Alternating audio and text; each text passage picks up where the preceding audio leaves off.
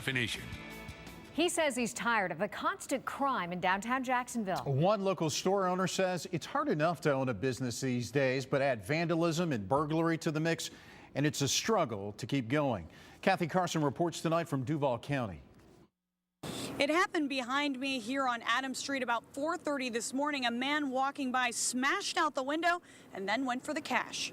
This was the scene this morning in front of the dry cleaning shop where Irina Varenkova works. They took our cash money and left. And while it was well before dawn and the streets were nearly empty, Jerry Moran was still at work at his restaurant La China.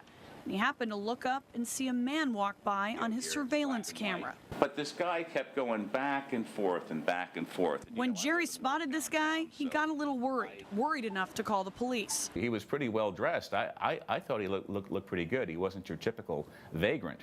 And he's out prowling around looking for opportunity. There he goes. But when Jerry saw the man take off running, he knew police hadn't been able to stop it. The man broke out a neighboring business's door and took off with about $100. Jerry believes the man in the video is homeless, something he says is a growing problem downtown. You can go to the library and hang out.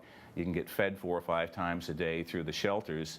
And then do-gooders, nice people will bring you snacks. He says this crime might seem petty, but until it stops, there's no future downtown. We don't need this kind of action in downtown Jacksonville if it's going to develop. Jerry says in order to see real growth downtown, there needs to be change.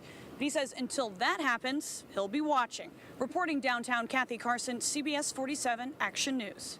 And after Jerry saw the man smash out the window, he gathered up some plywood and boarded up the neighboring business.